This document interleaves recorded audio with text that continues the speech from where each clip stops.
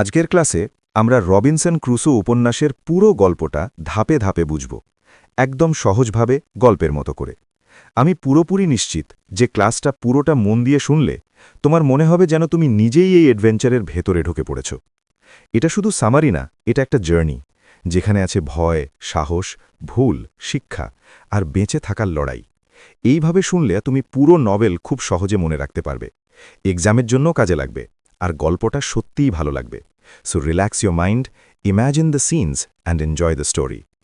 Now let us begin the life story of Robinson Crusoe. গল্পের শুরুতে একজন anonymous editor আমাদের জানায় যে সে এমন এক মানুষের জীবনের কাহিনী বলতে যাচ্ছে যেটা সত্য, আকর্ষণীয় এবং পাঠকের জন্য খুব শিক্ষণীয়। তারপর গল্প শুরু হয় রবিনসন ক্রুসো নিজেই তার জীবনের কথা বলতে গিয়ে। রবিনসন জন্মায় ইংল্যান্ডের ইয়র্ক শহরে। তার পরিবার ছিল সচ্ছল ও শান্ত স্বভাবের। তার বাবা চাইতেন সে যেন নিরাপদ, আরামদায়ক জীবন বেছে নেয়। কিন্তু রবিনসন ছিল আলাদা ধরনের মানুষ। তার মনে সবসময় একটা তীব্র ইচ্ছা কাজ করত, সমুদ্রে যাওয়া, ভ্রমণ করা, অজানা জায়গা দেখা। He wanted adventure, he wanted freedom. তার বাবা অনেকবার তাকে বোঝান। তিনি বলেন সমুদ্র জীবন বিপজ্জনক, কষ্টের এবং অনিশ্চিত। তিনি চান রবিনসন যেন ঘরেই থাকে এবং শান্ত জীবন কাটায়। কিন্তু রবিনসন শোনে না। একদিন সে বাবা মাকে কিচ্ছু না জানিয়ে চুপি চুপি বাড়ি ছেড়ে বেরিয়ে পড়ে and joins a ship going to London. এই যাত্রাটাই ছিল তার জীবনের প্রথম বড় ভুল সিদ্ধান্ত। সমুদ্রে যেতেই ভয়ঙ্কর ঝড় ওঠে। The sky becomes dark, the waves grow wild. জাহাজ দুলতে থাকে। রবিনসন খুব ভয় পেয়ে যায়। সে মনে মনে ভাবে, আমি ভুল করেছি। সে প্রতিজ্ঞা করে যদি বেঁচে যায় তাহলে আর কখনো সমুদ্রে যাবে না। শেষ পর্যন্ত সেই জাহাজ ডুবে যায়, but luckily Robinson and the other sailors are rescued. তীরে পৌঁছানোর পর জাহাজের ক্যাপ্টেন তাকে উপদেশ দেয়, go back home, this life is not for you. কিন্তু বিপদ কেটে যেতেই রবিনসন আবার নিজের কথা ভুলে যায়। ভয়ের জায়গায় আবার ফিরে আসে তার অ্যাডভেঞ্চারের নেশা। সে স্থলপথে লন্ডনে যায় নতুন সুযোগের খোঁজে। সেখানে সে আরেকটি জাহাজে যোগ দেয়, which is going towards the coast of Africa. এই যাত্রাটাই ছিল তার জীবনের প্রথম সফল ভয়েজ। সে ব্যবসা করে, জিনিসপত্র কেনাবেচা করে and return safely with some money. এই প্রথম সে বুঝতে পারে অ্যাডভেঞ্চার থেকেও লাভ হতে পারে। এই জাহাজের ক্যাপ্টেন তার খুব ভালো বন্ধু হয়ে ওঠে। কিন্তু কিছুদিন পর সেই ক্যাপ্টেন মারা যান। মরার আগে তিনি রবিনসনের টাকা নিজের স্ত্রীর কাছে রেখে যেতে বলেন। রবিনসন তার উপর বিশ্বাস করে। এরপর আবার সে সিদ্ধান্ত নেয়, ওয়ান্স মর he will go on another voice.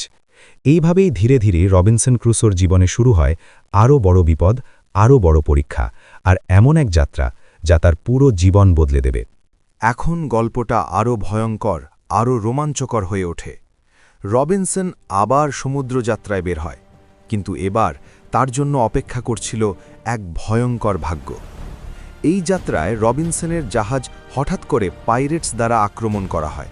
Pirates মানে হল সমুদ্রের ডাকাত। ওরা জাহাজে করে সমুদ্রে ঘরে এবং অন্য জাহাজে আক্রমণ করে মানুষ, টাকা পয়সা বা জিনিসপত্র জোর করে নিয়ে নেয়। তারা জাহাজ দখল করে নেয় এবং রবিনসনকে বন্দী করে নিয়ে যায় স্যালি, একটি মুরিশ পোর্ট শহরে। সেখানে রবিনসন স্বাধীন মানুষ থেকে পরিণত হয় একজন স্লেভে। তার জীবন সম্পূর্ণ বদলে যায়। সে 2 বছর ধরে দাস হিসেবে কাজ করে। No freedom, no choice, only orders. এই সময়ে সে প্রতিদিন শুধু একটাই স্বপ্ন দেখে, এসকেপ। 2 বছর পর একদিন সুযোগ আসে। রবিনসনকে পাঠানো হয় মাছ ধরতে।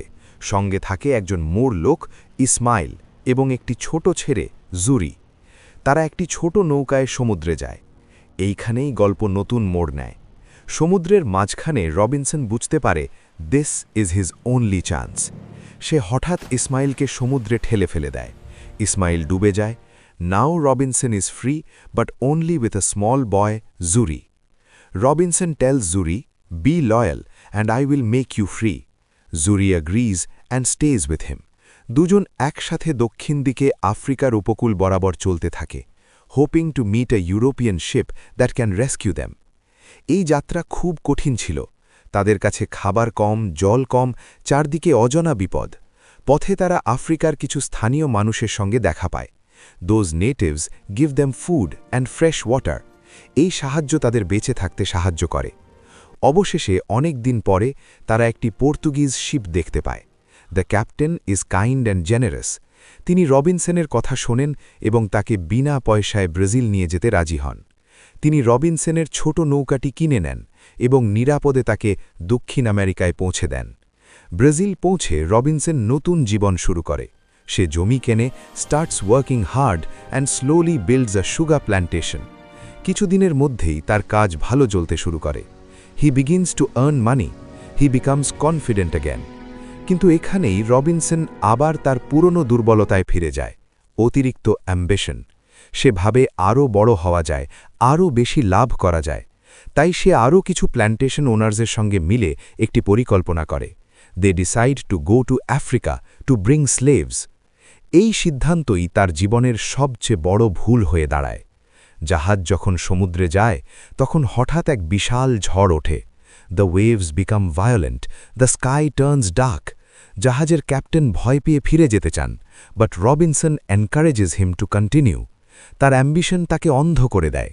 কিছুদিন পর আরও ভয়ঙ্কর ঝড় আসে। The ship cannot survive. জাহাজ সম্পূর্ণভাবে ধ্বংস হয়ে যায়। রবিনসন একটি ছোট নৌকায় পালানোর চেষ্টা করে, but the waves throw him into the sea. সে ভেসে যায়, ডুবে যায়, আবার ভেসে ওঠে।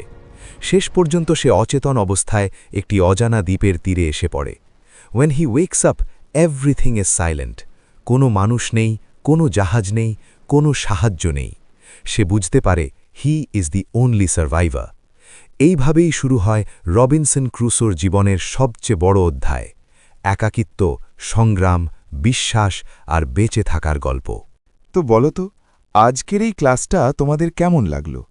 ভেবে দেখো, যদি ঠিক এইভাবেই গল্প আর অ্যানিমেশনের মজায় মজায় পুরো সিলেবাসটা পড়ানো হয়, তাহলে পড়াশোনা আর চাপের হবে নাকি মজার হয়ে যাবে? এই ভাবনাটাকেই আমরা বাস্তব করছি আমাদের অনলাইন পেড ব্যাচে। যারা সত্যিই চাও সহজ করে বুঝে বুঝে মন দিয়ে পড়তে, তাদের জন্যই এই ব্যাচ। এখানে প্রতিটা ক্লাস হবে আজকের মতোই, একদম চিল কিন্তু ক্লিয়ার। যদি জয়েন করতে ইচ্ছে হয় তাহলে একটা কল বা মেসেজ দাও এই নাম্বারে 8327020637। আর হ্যাঁ, আমি কমেন্টেও আমার নাম্বার দিয়ে দেব, যাতে যাদের অ্যাডমিশন নেওয়ার ইচ্ছে আছে তারা সহজেই যোগাযোগ করতে পারে। আজকের মতো এখানেই শেষ। আবার দেখা হবে পরের পড়ার ভিডিওতে নতুন কিছু শেখার জন্য। ততক্ষণ পর্যন্ত tata, take care, see you, have a great day.